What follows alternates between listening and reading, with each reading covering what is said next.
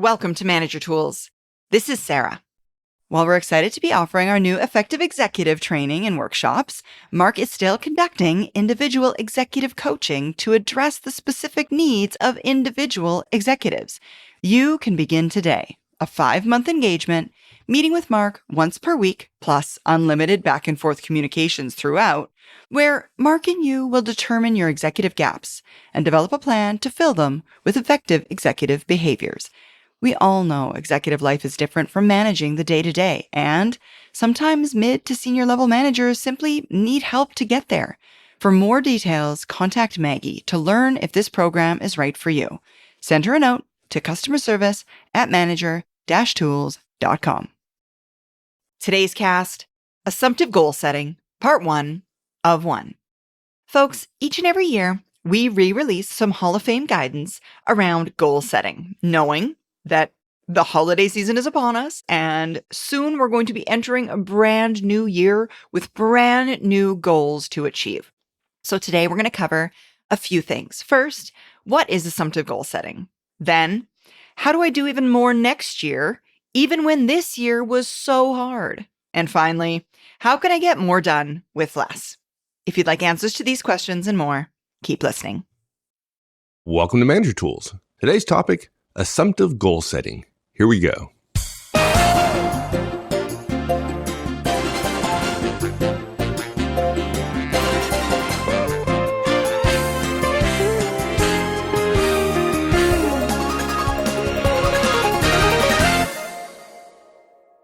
Now, surely we've spent some time talking about the importance of goals in the past, right?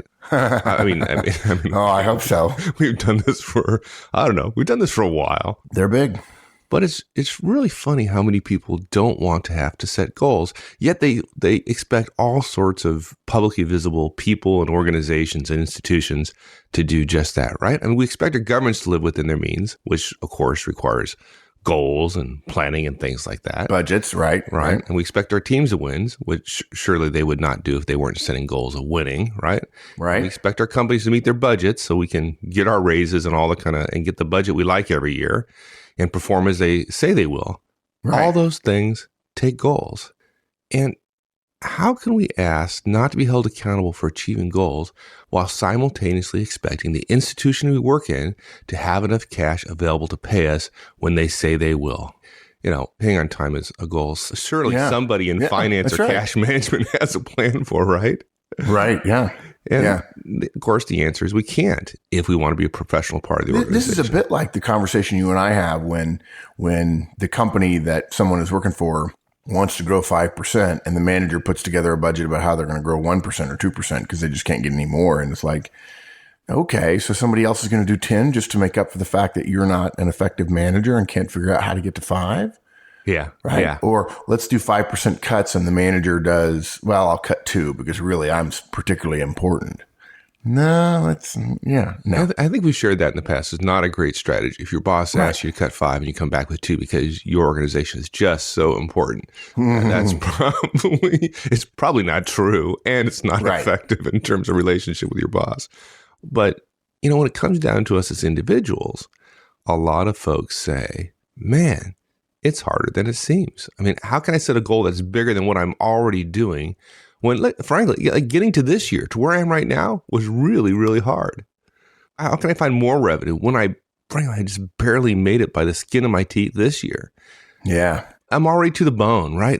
I cut to the bone last year. How can I cut more cost? Right. People just don't know how, right? And there's not a lot of practice. It sort of follows Horseman's Christmas rule, right? It's important to us. At least it certainly affects our careers, the goals we set and whether we achieve them. It's important to us, and we do it rarely. And so if it's important and we do it rarely, we're not going to be terribly good at it. Yeah. And we're not going to teach people how to handle Christmas, but we can certainly talk about some creative ways to set goals and plan. Right. Exactly. So this is part of a couple of other casts that we're going to put out about the general goal setting processes. But here's a simple 3-step process about the goals themselves, about how to be willing to stretch a little bit more to get a little bit more out of your team. So the first rule is when you're trying to set a goal for whatever, a reduction or an increase or whatever, don't start with where you are, believe it or not. It's a classic mistake that managers make when we're trying to be creative about the future. They say, okay, let's go over everything we did this year. People generally remember what you did this year, and it doesn't help you be creative about the future. Number two, and this will sound corny to people, but this is why we call it assumptive goal setting. Assume you are already at a new goal. You've already achieved it.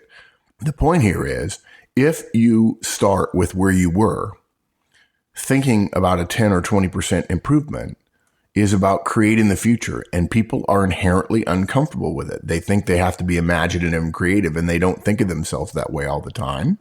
And because of that, it's very, very hard.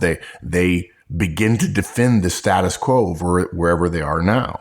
But if you assume you're already at a new goal, you picture yourself already there, and you look back at the past, in other words, the year that's already happened, and that in real life is actually in the future, it becomes much easier to engage different brain functions. It's much easier to see, how could I get to a 20% improvement if I'm already there? And that's the third point.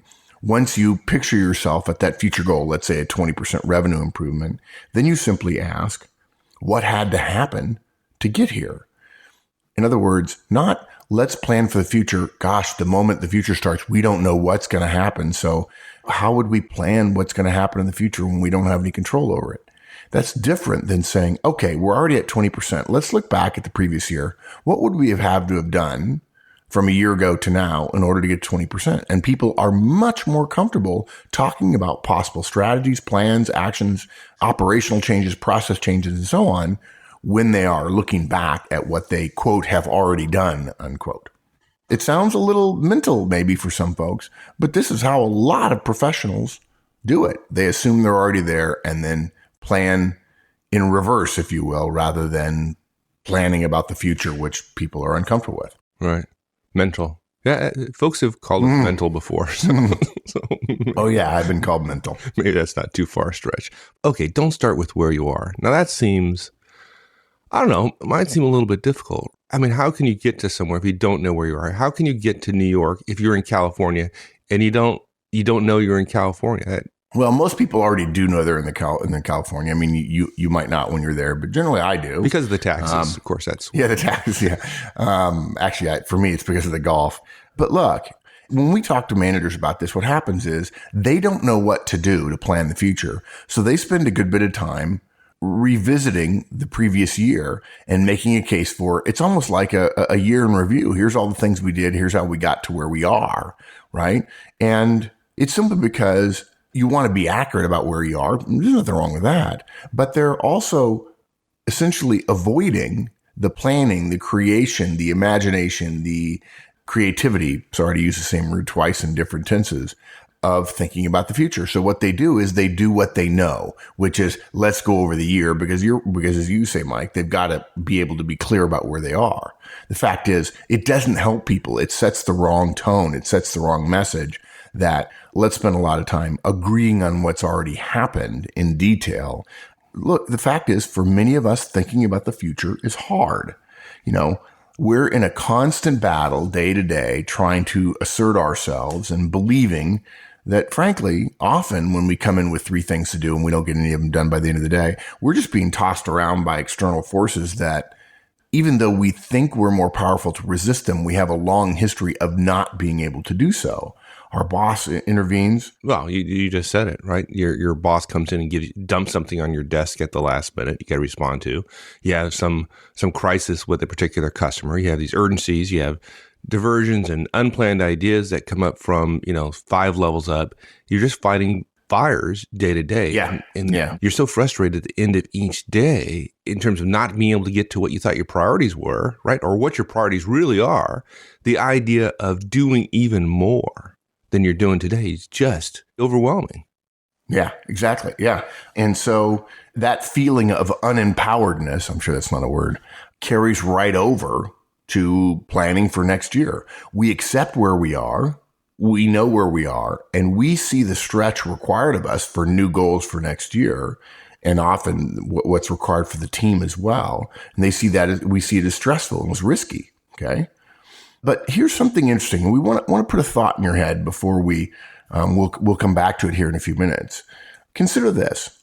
why do we accept this year's numbers and achievement as the standard and therefore essentially reasonable because we're there now, when probably the numbers we're dealing with now that we've achieved now looked or would have felt unattainable a year ago, right? I mean, that's essentially the crux of this question. Yeah, it is. We achieved more this year than we did last year in 90% of, managerial and organizational cases. We achieved more than we did last year, even though we struggled a year ago to set goals. The boss said you will, and maybe we softballed it and said 2%, but in fact we got 4 or 5, and we would have never dreamed that we could have gotten to 4 or 5, and yet somehow, inexplicably, we did. Yeah. Well, I tell you, I know what the answer is. What? It's just the sense of lack of control, right? We look back and we know what we did, right? We feel right. Even though You're even though beginning of the year we didn't have that sense of control. Just looking back, hindsight being 20/20 and all that, it seems relatively easy. When you look at the future, you can't control the future. It just seems out of reach, and that lack of control, that feeling there is not a comfortable one. Yeah. And so essentially what this boils down to, what this cast is about, is we need a way around that out of control feeling, the connection between the future and being out of control. And of course, every once in a while, I hear someone repeat, I'm sorry, folks, I don't know who said it, but it's a fairly common phrase among executives. You know how you predict the future, don't you? You invent it. Yeah. You don't accept the idea that the future is unknown. You simply pick what future you want, and then you go get that future. And then you look back and say, it wasn't known, it was known, and I did it. Yeah. And it's a question of control, right? Maybe control is the wrong word, Mike. Maybe it's just lack of certainty or lack of knowing as opposed to believing, right? But you're right. The thing is, this isn't just a management trick, okay? This is a standard mental process. Psychologists and sociologists use this all the time. Even futurists use this. And look, here's the thing. Here's what we're getting to, folks. Never start a future goals discussion with a detailed review of where you are, and especially avoid a how we did it this year discussion, which takes a half an hour. Just because you know those things, this is where we are and this is how we did it, and because they're certain and you don't want to talk about the uncertain future, you don't know how to be creative, doesn't mean spending more time on where you already are is going to help. If you do this, if you say, this is how we did it and this is where we are and here's every number in detail, that sets the present situation you're in as the standard. It makes today seem normal, right? It's just acceptable, right? This is how we got here. But if you'll remember, last year, where you are now would not have been normal. It would have required creativity. It makes it seem where you are now, frankly, easy, right? And what happens there, you might say to yourself, well, why wouldn't I want it to think of now as being easy? Well, here's why. Lots of people do this and take it for granted as sort of level setting. Let's all get on the same page for clarity inducing. This is what happened last year as open communication.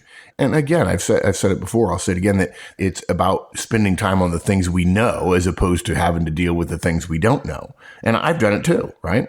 But we're not saying that you're not where you are. We're not saying that it's not good for people to know how they got there. We're not saying those things aren't true about a review of the previous year. They're just not helpful to where you want to go in terms of picturing, creating, imagining, visioning next year's numbers and next year's plans. Yeah, talk about it during the annual review or talk about it later. But when you're thinking about the future, when you're doing your goal planning for next year, now's not the effective time to talk about that stuff. It sets people's feet in concrete, the concrete of the present, versus the more expansive view of the future you want to have. Right. Now, look, we know from experience, folks, if you're feeling a bit itchy, don't feel bad. We know from experience that when we recommend this manager tool, folks do get itchy. They just can't see how you can talk about all the stuff they have to do next year without at least reviewing this year in some fashion. Okay? Now, you don't have to. Really, you don't, because people already know where you are. They do. But we do understand, And so let's suggest a different way. Rather than saying to yourself, I've got to come up with some new numbers. Okay, let's make sure we agree where we are. And then you spend an hour on that. And you essentially build a case for why today is normal. When again, a year ago it was not. And then suddenly now you've cemented in people's minds that today is safe and the future is unknown. And it makes people less creative, unfortunately. But having said that, we don't recommend complete amnesia about this year's numbers and where you are now. But the thing is, if you're going to be working on numbers and goals, put this year's numbers at the bottom of any chart you're going to do. Put the new targets at the top, okay, or at the center of attention, as opposed to putting this year's numbers at the center of attention and then putting new numbers at the bottom of the page. For instance, I'm picturing a sort of a grid of 5 or 6 key metrics, and this year's number at the top, big and bold and obvious with all kinds of notes around how you got there. And then at the bottom, next year's numbers with blank holes in the little grid boxes, right? That's not the way to do it. That sends a message, okay, we're here, rather than thinking, all right, let's get to the future and figure out how we got there. Right. If I'm going to collaborate with my team, how can I put next year's numbers at the top? We haven't even agreed on them yet. Yeah, okay. That's really kind of a different question. It's part of the process, and I'll answer it. And really what I'm talking about is just the idea here about thinking about the goals. But that said, there's a couple of ways you can handle that.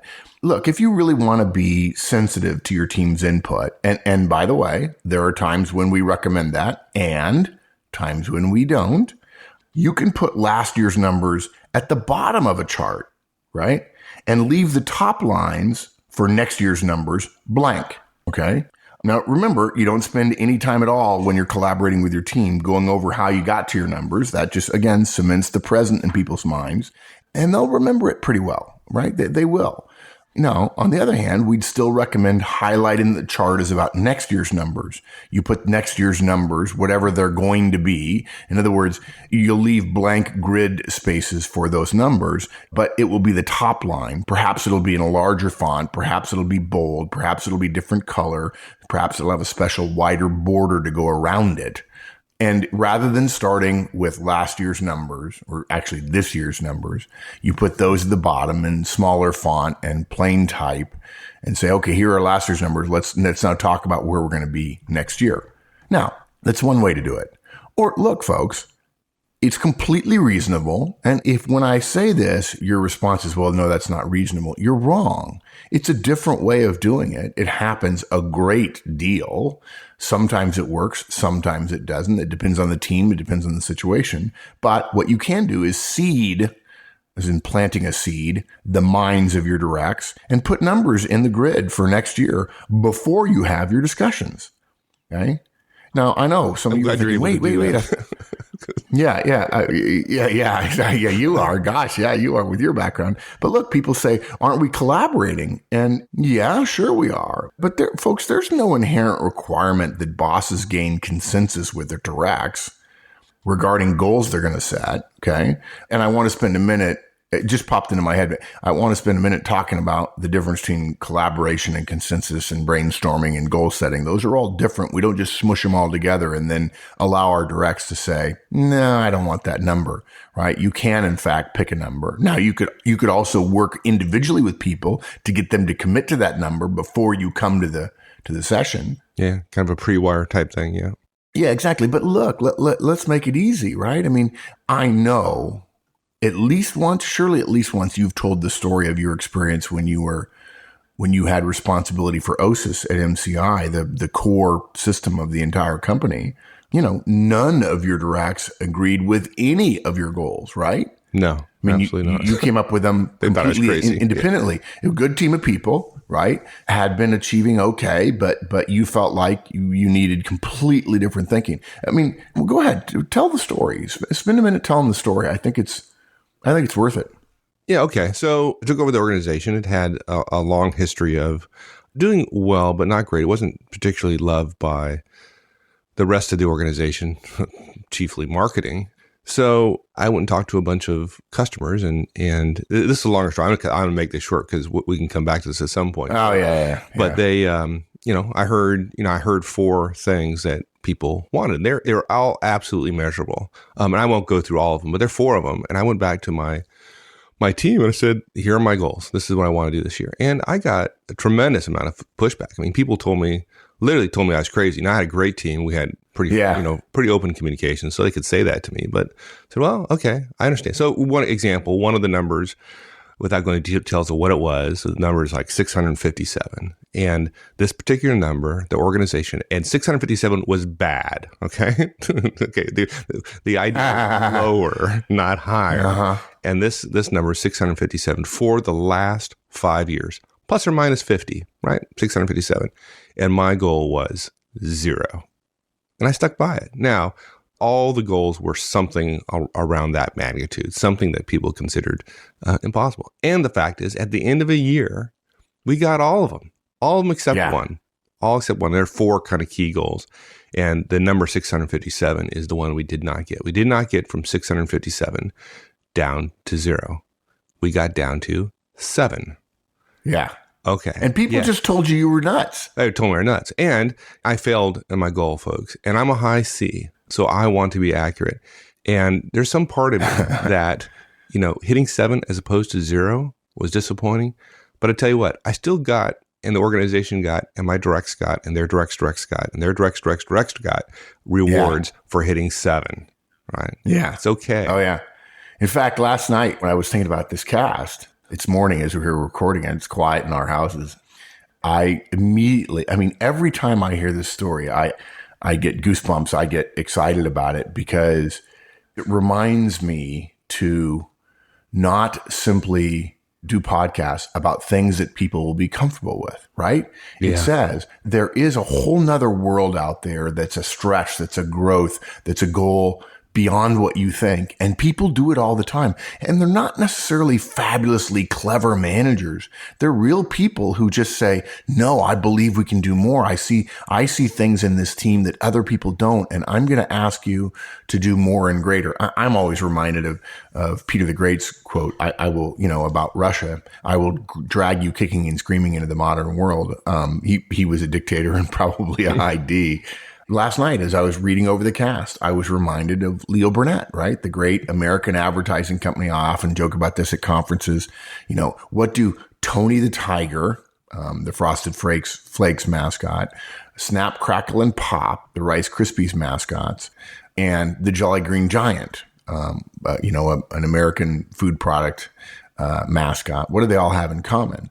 And by the way, this was during a time when mascots and talking animated creatures were popular in television advertising. But the answer is the guy who created them, Leo Burnett, who founded a advertising company called Leo Burnett. And Leo Burnett's logo is a picture of a hand reaching for stars, because one of Leo Burnett's favorite sayings was, reach for the stars. You may not get one, but you won't end up with a handful of mud either. Yeah. Right.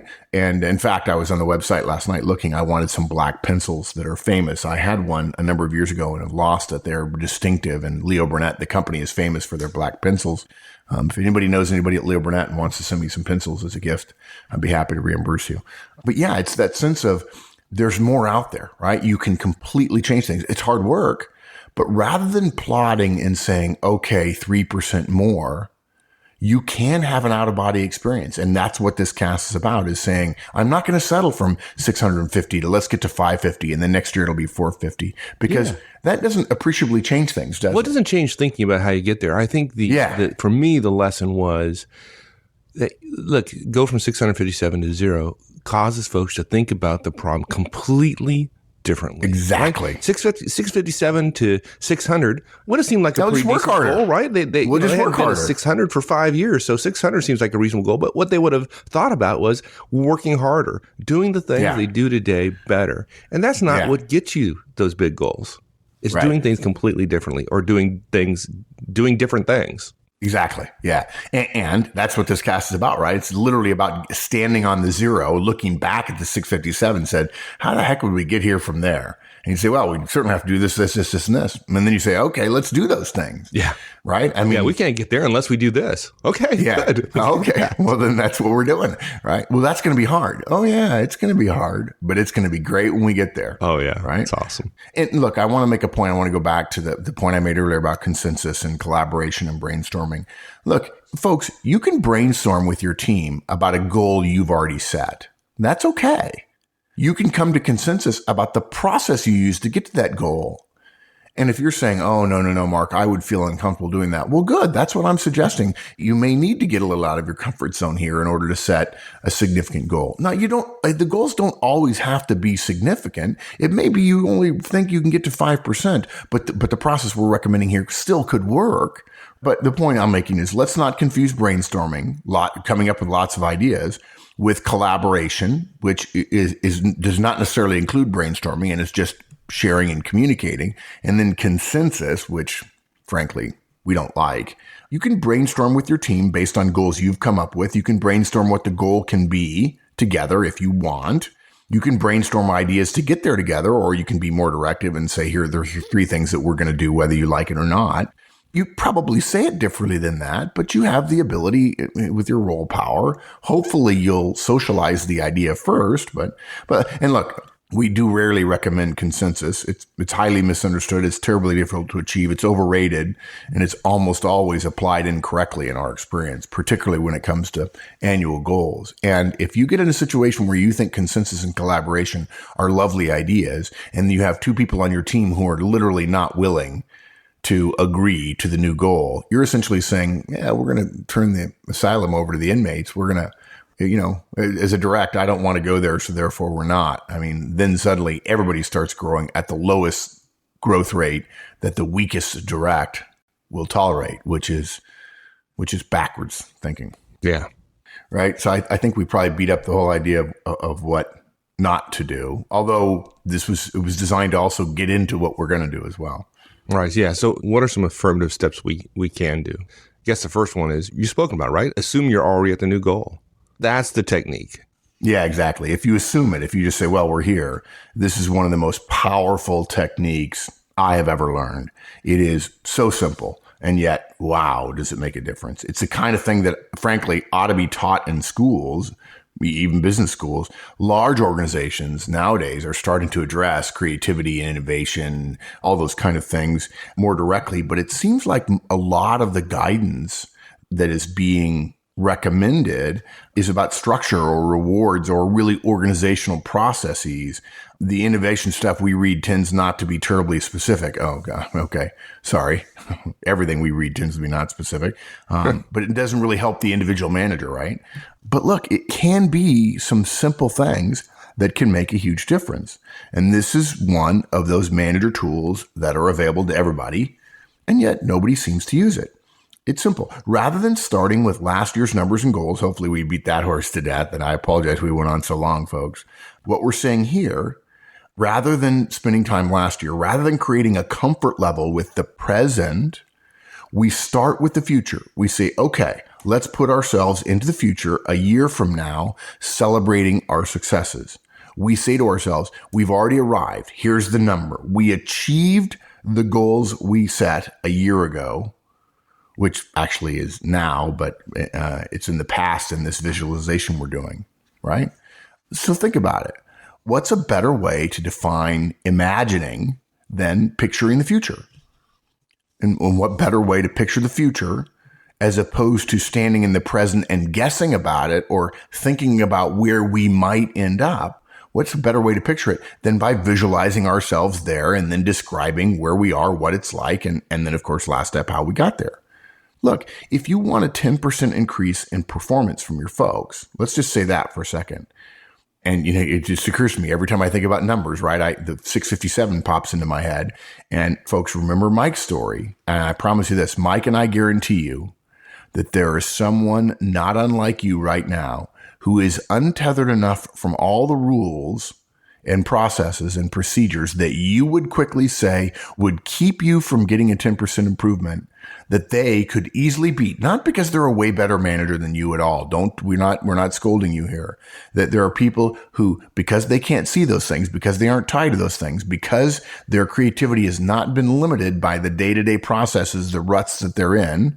And by the way, that goes for Mike and I as well. They could easily beat a 10% improvement. So if you balked at 10%, I promise you there's somebody who would say, I'm not tethered to the old ways. I could do it.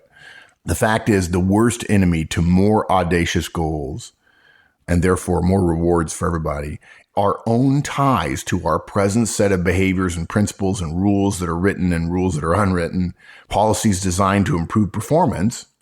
All those things tie us down because some of the policies designed to improve performance also limit unique breakout ideas that people consider creative.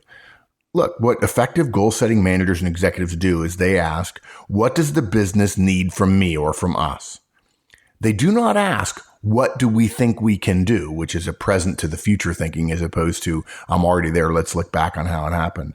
The what do we think we can do question is essentially extending the existing behavior set into the future with something extra added on top. This may be hard to get. I wrote it several times and couldn't quite get it right.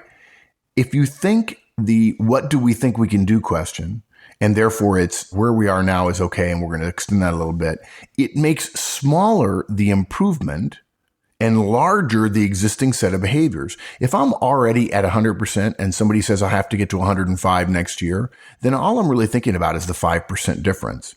And it makes the 100% that I already did more powerful, more important, 20 times more important than the 5% improvement. Okay.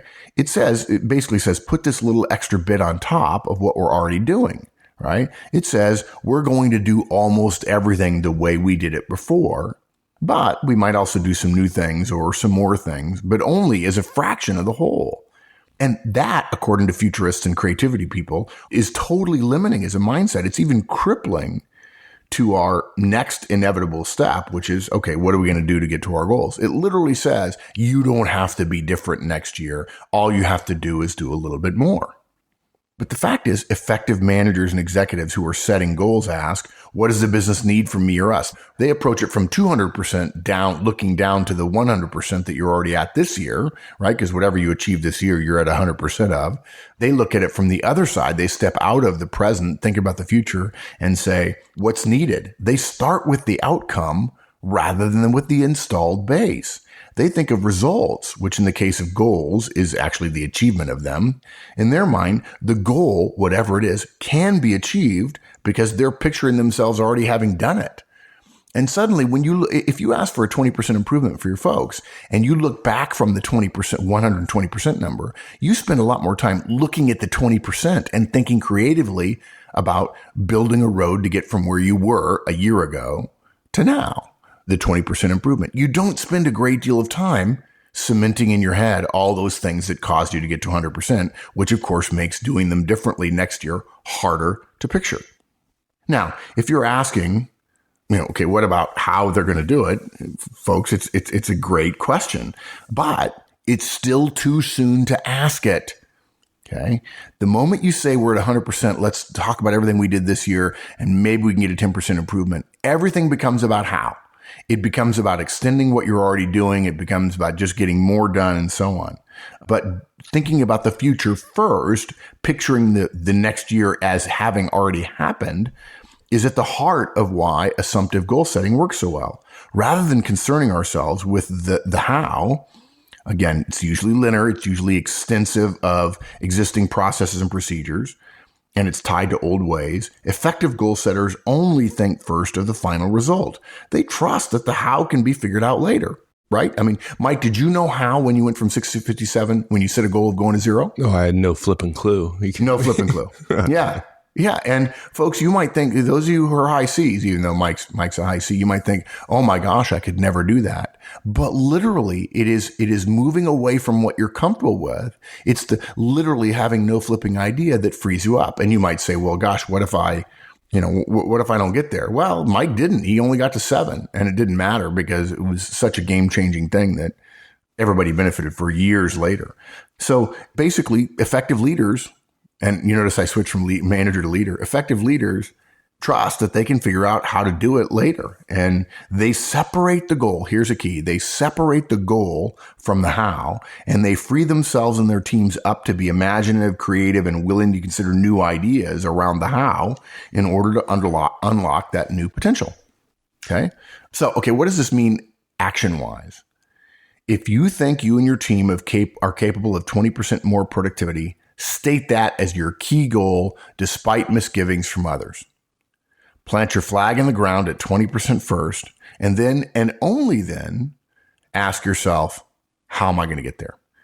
So what do? It means you say out loud to your team in a planning discussion, don't worry about how we're going to get here. Start with just the picturing of it. For some of you, this is going to be hard, and that's okay. But if you need to, pretend that you're crazy. By the way, pretending that you're crazy is actually a futurist idea as well. And just assume it's so for a moment. And you might go on, and again, many of you are going to think this is a little bit weird, but this is how the professionals who are good at this do it. Picture yourself as you get one of your biggest raises. Picture yourself when you get a big bonus. See the check in your hands. Think about how your spouse is going to feel when he or she sees it. Think about the new office you might have. Think about what it'll be like if you get promoted based on the year that you've had. Think about your teammates celebrating the win. Picture them celebrating the win. Picture yourself talking to one another. I never believed we'd get here, but we're here. Wow, it's a great feeling. Think about the new processes that are in place that are more robust, that you helped create, that are really better than the old ones.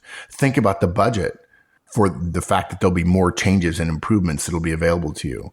Think about the look on other people's faces when they realize you guys were the ones that made it happen. Picture all those things. And look, I know it sounds corny, but I'm getting excited. Yeah, I don't exactly. even know what we're talking about. Exactly. Yeah, it's like, yeah, you can do it. This is a simple creativity tool. And because managers have to be creative, it's a manager tool. This is visualization. It's designed to get your team used to the idea that they have already achieved the goal. They don't have to worry about how because they're there. It's happened. The how is already in the past. They don't have to stretch from some middling performance this year, which is essentially a year ago, right? And now, only now, after we've got a firm picture in our mind of the future we want to be in, now we worry about the how. Okay, so finally we get there. So again, looking backwards, we're not just simply talk about the how. We're going to say what had to happen to get here, right? It's a focus on, hey, we're here, right? We've assumed, that's why I guess we call it assumptive goal planning. Yeah. We assumed we're here and we asked, hey, what did we have to do to get here? Right. And look, believe it or not, folks, this is the easy part. I know you're thinking, no, it's not. It can't possibly be the easy part, but it is. And what we mean by easy is compared to the stress of starting from now and trying to agree to new and harder and bigger things in the undiscovered country that's the future, right? Looking back at what we've already done, remember now we're in the future. We've already agreed to the goal. We're celebrating our successes. Looking back at what we've already done is much easier.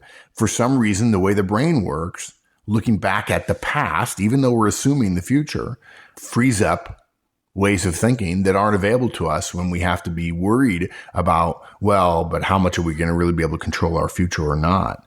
Some of you are probably thinking we're lightheaded for saying this, but we've done this. And folks, it works. Repeatedly, I've done it. It works. You just assume you're there and then you say, okay, let me turn around now. Let's look at the past year. What would I have to have done? Oh, that's easy. I would have done this, and this. And you just put those things in place. Once you've got your team to feel that they're there, you simply ask, what had to happen to get here? What did we do this past year to end up here? What things did we do differently in order to get to 20%? Okay. Now look, there's no, it can't be done or it's impossible because it already has been done. It is possible. It is already done, right? We're already there. Right. It's simply a question of standing in the future. Now look, folks, try this a couple of times before you write me a nasty note. And say, okay, if I got 20%, if I look back, what would it be? And by the way, if you struggle a little bit with it, you can write me a note and tell me I'm an idiot, and I'll say, okay, thanks for the input. But frankly, you got to do it with your team a couple of times and see whether or not if you're not comfortable being creative, somebody in your team probably is. It's simply a question of standing in the future, looking back to a past that's already happened, one that your team achieved, and saying, what must we have done this past year? Now we're not having to creatively imagine something never been done before. We're just talking about the past year's successes. It'll sound like, well, to get to 20% more widgets, we had to, and by the way, note the past tense here, we had to buy another stamping machine. Or, hey, we stopped doing all that admin, and thank God we did, because that freed up Rick to help us with new clients, which are a big part of the 20%. Or we stuck pretty close to our targeted 3 hours per week on new client acquisition, right? That's what happens. You talk differently about the things you will do in the future if you're picturing them already had to have happened in order to get you to the goal that you were setting. Yeah. Now, is this perfect? No, it's not perfect. It'll feel weird to some of you. And for some of you, it'll feel totally liberating. And you'll have a story just like Mike's about going from 657 to 0. Well, look, I have a similar story. When I was a salesperson at Procter & Gamble, I didn't know better. I was an Army officer, and suddenly I'm selling toothpaste. I didn't know what I could or couldn't do.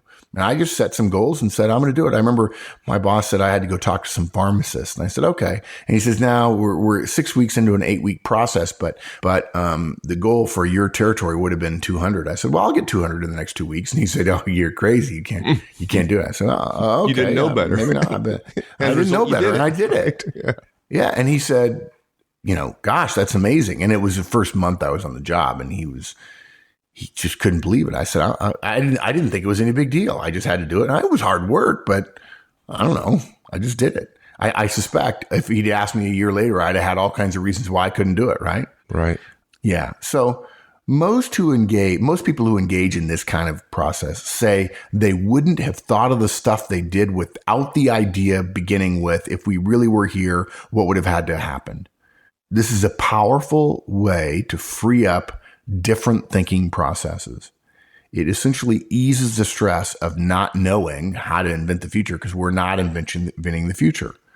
It allows us to use what we're good at, really, which is thinking about the past that's already happened. That's how you do it. So wrapping up, don't start with where you are. Assume you're already there, right, in the future. And then look back at your past, this futuristic past, if you will, and say what had to happen to get here.